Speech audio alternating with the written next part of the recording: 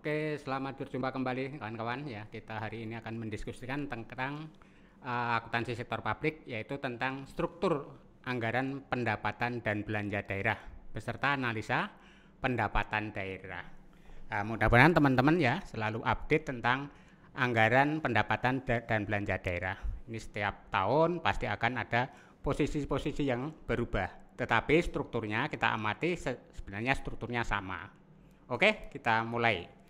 Jadi struktur anggaran dan pendapatan belanja daerah itu ada beberapa hal komponen, yaitu terkait dengan pendapatan dan belanja. Oke ya. Pendapatan itu ada pendapatan asli daerah strukturnya, kemudian pendapatan transfer, kemudian pendapatan lain-lain daerah yang sah. Sedangkan kalau kita bicara belanja, ada belanja operasional, ya, ada belanja operasional dan ada belanja modal, ya. Nah, disitulah kita akan membandingkan bahwa struktur pendapatan dan belanja itu ada beberapa hal yang terkait dengan komponen-komponennya. Untuk itu terkait dengan struktur pembiayaan juga ya, ada pembiayaan itu ada penerimaan, ya, penerimaan dari pembiayaan dan penggunaannya, ya, penggunaannya. Tentunya di situ akan memunculkan beberapa hal yang terkait dengan pendapatan dan belanja serta penerimaan dan pembiayaannya, teman-teman ya. Maka di akhir ya, di akhirnya biasanya ada surplus atau defisit anggaran. Oke, teman-teman. Itu beberapa konsep tentang struktur anggaran dan belanja daerah. Mari kita lihat satu persatu. Apa saja yang terkait di dalam struktur anggaran pendapatan dan belanja daerah. Nah, pertama pendapatan asli daerah. Itu apa saja? Ya tentunya dari pajak daerah. Apa yang disebut pajak daerah? Tentunya teman-teman harus ingat bahwa pajak daerah itu hak milik daerah, yaitu mulai dari pajak kendaraan bermotor ya. Kemudian pajak-pajak lain yang terkait dengan kedaerahan, misalnya PBB ya. Kemudian retribusi daerah ya. Itu juga termasuk komponen pendapatan asli daerah. Nah, retribusi daerah itu banyak sekali, adanya retribusi tontonan, ada retribusi pasar dan seterusnya. Kemudian hasil pengelolaan keuangan daerah yang dipisahkan.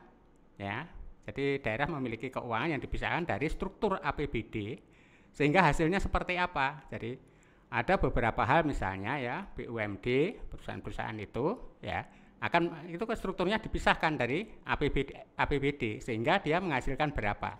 Nah, ini ada hasil pengelolaan keuangan daerah yang dipisahkan. Itu akan disetor ke pendapatan asli daerah atau menjadikan komponen pendapatan asli daerah. Berikutnya adalah lain-lain pendapatan yang sah.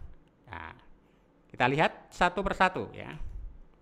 Sebenarnya dana perimbangan ya, dana perimbangan daerah itu ada dana alokasi umum ya. Ini dana alokasi umum ini bersifat penerimaan juga dari pusat. Kemudian dana alokasi khusus, misalnya ada program-program khusus dari pemerintah juga ya. Dan dana bagi hasil. Nah, ini bagi hasil pajak itu antaranya pajak pemerintah pusat yang dibagikan kepada pemerintah daerah. Contohnya apa? PPH. PPH itu yang memiliki hak adalah pemerintah pusat, tapi daerah memberikan menerima bagi hasilnya atau kontribusinya dari pemerintah pusat ya. Itu dana-dana perimbangan yang dari pemerintah pusat. Nah, kalau pendapatan lain-lain, ini bisa adanya hibah. Hibah itu bisa saja ya, bisa dari masyarakat maupun hibah dari pemerintah daerah lain ya, ini hibah. Kemudian dana darurat ya, jika ada ini dana darurat ya, pendapatan dari pusat biasanya teman-teman ya.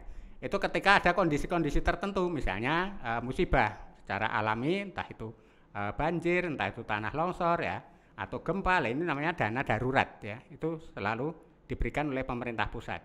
Kemudian bagi hasil pajak dari provinsi ke kabupaten ya. Jadi ada bagi hasil dari provinsi kabupaten kalau ini APBD-nya tingkat kabupaten ya. Kemudian bantuan keuangan dari provinsi ke daerah lainnya ya. Artinya apa? Antar provinsi memberikan kontribusi atau bantuan ke daerah lainnya ya, ini bisa penerimaan. Termasuk di sini dana penyesuaian atau koreksi dan dana otonomi khusus lah. Untuk dana otonomi khusus teman-teman, ini provinsi-provinsi atau kabupaten yang memiliki daerah khusus atau otonomi khusus ya.